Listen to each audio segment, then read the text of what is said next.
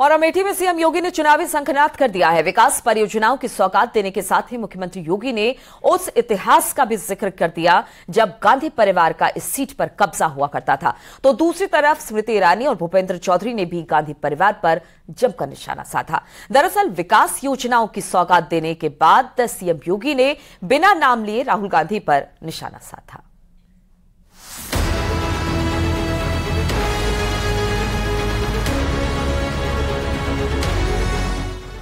वो सीट जिस पर 1967 से गांधी परिवार का दबदबा रहा, वो सीट जो संजय गांधी, राजीव गांधी और सोनिया गांधी की रणभूमि रही, उसी सीट को 2019 में राहुल गांधी गंवा बैठे।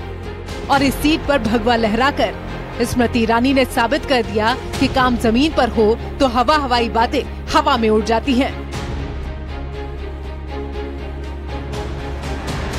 क्योंकि जिस शिद्दत से स्मृति ईरानी ने 2019 के रण में अपना सिक्का जमाया था, वो अंदाज 2024 में भी दिखने लगा है।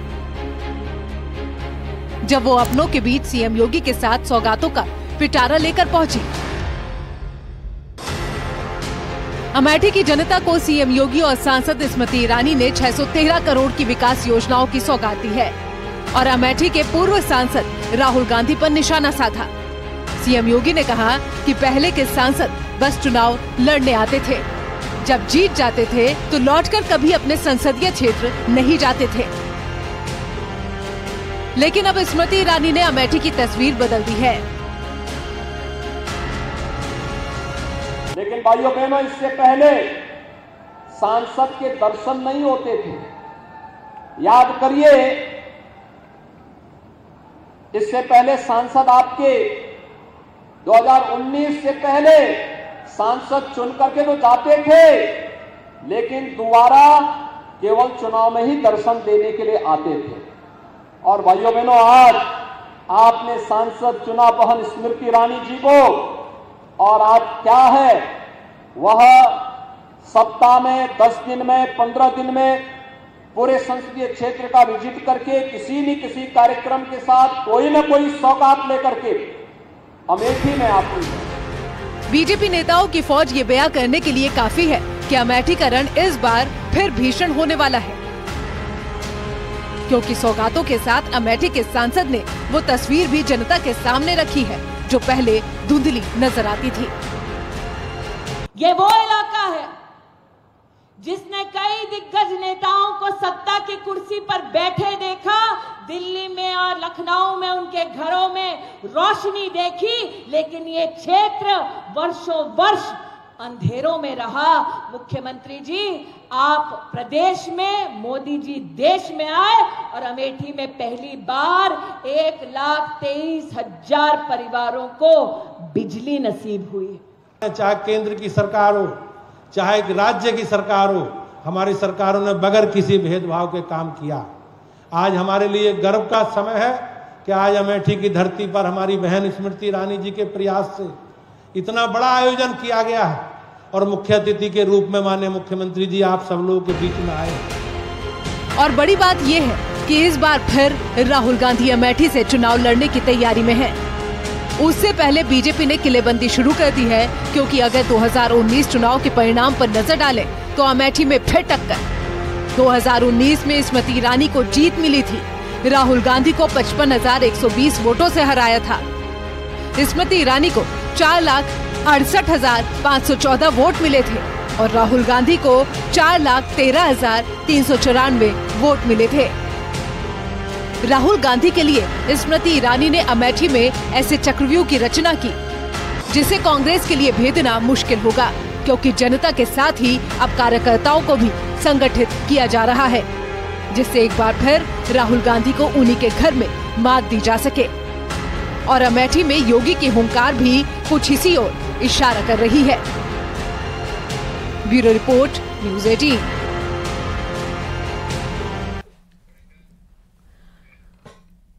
और उत्तर प्रदेश की सियासत में इन दिनों सर्वेंट डिप्टी सीएम का मुद्दा गरमाया हुआ है। अखिलेश यादव ने ब्रजेश पाठक को सर्वेंट डिप्टी सीएम कहकर संबोधित किया तो उन्होंने सोशल मीडिया पर अपना नाम ही बदल लिया। ब्रजेश पाठक ने अपने नाम के आगे सर्वेंट ब्रजेश पाठक लिख दिया। यानी एक बार फिर अखिलेश यादव अपने ही बुने हुए जाल में फंसते नजर आ रहे हैं।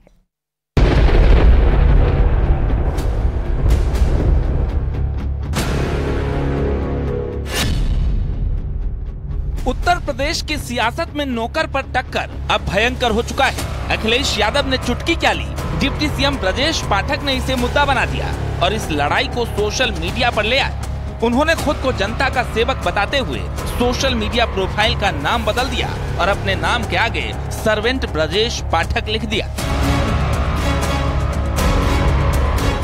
दरअसल अखिलेश यादव ने ब्रजेश पाठक के एक बयान पर निशाना साधते हुए कहा था कि मैं सर्वेंट डिप्टी सीएम से बात नहीं करता। फिर क्या था, ब्रजेश पाठक ने भी इसे जनता से जोड़ते हुए खुद को जनता का नौकर बता दिया। और हम लोग सर्वेंट डिप्टी मिनिस्टर का जवाब नहीं देते हैं, सर्वेंट डिप्टी चीफ मिनिस्टरों का जवाब नहीं देते हैं, और इसलिए नहीं देते हैं कि कोई जिम्मेदार अगर है तो वो मुख्यमंत्री खुद जिम्मेदार हैं। यादव जी का हृदय से आभार प्रकट करता हूँ। उन्होंने मुझे सर्वेंट डिप्टी सीएम कहा है, ये सही है। मैं जनता के सेवक के रूप में, नौकर के रूप में प्रदेश की जनता के लिए काम करता हूँ। जबकि अखिलेश यादव जी राजघराने से आते हैं, राजाओं की तरह व्यवहार करते हैं। उनके पिताजी प्रदेश के मुख्यमंत्री कई बार रहे हैं, वो स्वयं प्रदेश के मुख्यमंत्री रहे हैं। और मैं अखिलेश यादव जी को इस बात के लिए धन्यवाद अदा करता हूं, आभार प्रकट करता हूं कि उन्होंने मुझे सर्वेंट डिप्टी सीएम माना है। बहुत बहुत धन्यवाद। अब सर्वेंट की ये लड़ाई काफी आगे निकल चुकी है, क्योंकि अखिलेश यादव का ये दांव उल्टा पड़ चुका है। ऐसे में समाजवादी पार्टी एक बार फिर बैकफुट पर नजर आ रही है। सपा मुखिया अखिलेश यादव द्वारा उत्तर प्रदेश के डिप्टी सीएम ब्रजेश पाठक को सर्वेंट डिप्टी सीएम कहे जाने के बाद आज ब्रजेश पाठक ने सोशल मीडिया साइट एक्स पर अपने नाम के आगे सर्वेंट ब्रजेश पाठक ऐड कर लिया। ब्रजेश पाठक ने अखिलेश यादव पर पलटवार करते हुए कहा कि अखिलेश जी सही कह रहे हैं, अखिलेश जी राजघराने में पैदा हुए हैं, वो राजा हैं, लेकिन हम जनता के सेवक हैं। दरअसल लोकनायक जयप्रकाश नारायण की जयंती के दिन अखिलेश यादव ने गेट फांद कर भवन में घुसने की कोशिश की थी। इसी पर ब्रजेश पाठक ने निशाना साधा था, लेकिन जब अखिलेश यादव ने जवाब दिया तो खुद के बुने जाल में ही फंस गए, क्योंकि ब्रजेश पाठक ने खुद को मान लिया कि हाँ, वो जनता के नौकर, वो जनता के सेवक, जिस पर अब सियासी संग्राम छिड़ा है। तो अखिलेश यादव चूंकि सामंतवादी सोच के व्यक्ति हैं और जो कुछ भी अपने पिता के कारण से हैं, तो वही इसमें अब ब्रजेश पाठक का क्या दोष। ब्रजेश पाठक के पिता मुलायम सिंह जी के जैसे बड़े नेता नहीं थे। ब्रजेश पाठक जो कुछ भी अपनी मेहनत पर और अपनी क्षमता से बने हैं। तो मैंने अब अखिलेश यादव को जो सोने की चम्मच लेकर पैदा हुए तो किसी को कुछ भी कह देंगे, तो वो कुल मिलाकर ये उनकी सामंतवादी सोच है। लेकिन इनकी सोच जनता देख रही है। घमंड जो है 2017 में तोड़ दिया गया था, बार बार तोड़ा जा रहा है। वो डिप्टी सीएम क्या, डिप्टी सीएम क्या है? कोई हैसियत है उनकी? कुछ कर पा रहे हैं अपने जब विभाग में है, वो भ्रष्टाचार नहीं रोक पा रहे, अपने विभाग में ट्रांसफर पोस्टिंग में भर्ती नहीं कर पा रहे, लोगों को तनख्वाहें नहीं दे पा रहे, एम्बुलेंस के लोगों को में गाड़ी डीजल नहीं भरा पा रहे, तो क्या कर पा रहे हैं? तो समाजवादी पार्टी माननीय अखिलेश यादव जी ने गांव गरीब के लिए एम्बुलेंस चलाई कि 10 मिनट में, जब रिश्तेदार भी नहीं पहुंच सकता, 10 मिनट में एम्बुलेंस पहुंचती थी। अब इस लड़ाई में बात यहाँ तक पहुँच गई है कि अखिलेश यादव चांदी का चम्मच लेकर पैदा हुए तो ब्रजेश पाठक जनता की सेवा में खुद को झोंक दिए, क्योंकि जिस लड़ाई की शुरुआत अखिलेश यादव ने की उसे खत्म ब्रजेश पाठक करने वाले हैं। Bureau report, news 18।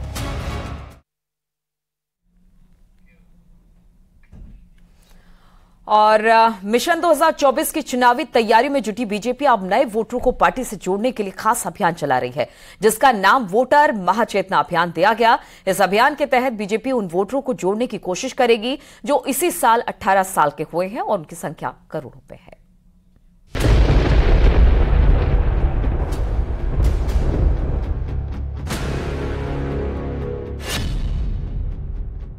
लोकसभा चुनाव में हैट्रिक लगाने सियासी मैदान में उतर रही बीजेपी की रणनीति, प्लानिंग और मकसद साफ हैं। केंद्र में 350 सीटों से ज्यादा और उत्तर प्रदेश में टारगेट 80 के लक्ष्य को साधना।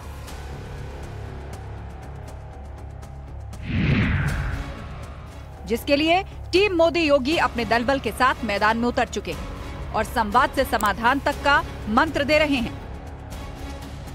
दरअसल बीजेपी अब उस रणनीति के साथ मैदान में उतर रही है जिससे नए वोटर्स तक पहुंच बनाई जा सके, और इसके लिए मंथन का दौर चल रहा है। यूपी में 3 करोड़ से ज्यादा नए वोटर्स को जोड़ने का लक्ष्य है। नए वोटर्स को पार्टी की विचारधारा से जोड़ने का मकसद है। हर विधानसभा में 5000 नए वोटर को जोड़ने का टारगेट है। इसके लिए बूथ लेवल तक टीम बनाई गई है। युवाओं को जोड़ने के लिए बीजेपी अब वोटर चेतना महाअभियान चला रही है, जिसके सेकंड फेज की शुरुआत हो चुकी है। इसके जरिए मंडल बूथ स्तर तक अभियान चलाया जाएगा। भारतीय जनता पार्टी मिशन 2024 की चुनावी तैयारियों में जुटी हुई है और उसके लिए आज वोटर महाचेतना अभियान आप देख सकते हैं वो आज से शुरू किया जा रहा है।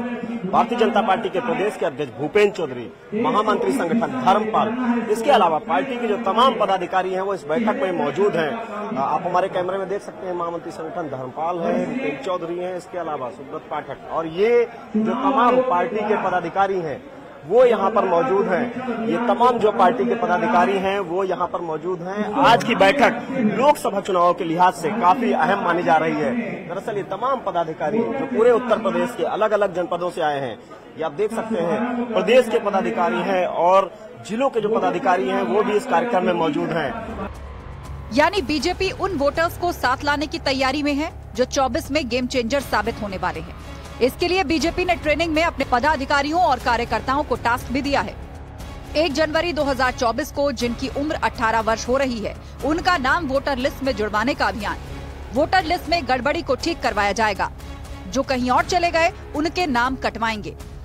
वोटर चेतना कार्यक्रम भारतीय जनता पार्टी का ये दूसरा चरण है, किस तरह से इसको देखते हैं? नहीं, देखो, वोटर चेतना का इसका अर्थ होता है कि जो हमारे नए वोट जो बन रहे हैं उनको राष्ट्र के प्रति उनके बोध कराया जाए कि उनका वोट कितना महत्वपूर्ण है, और दूसरा अगर कोई भी मतदाता छूट गया है, वंचित है, तो उसको वोट से जोड़ दिया जाए।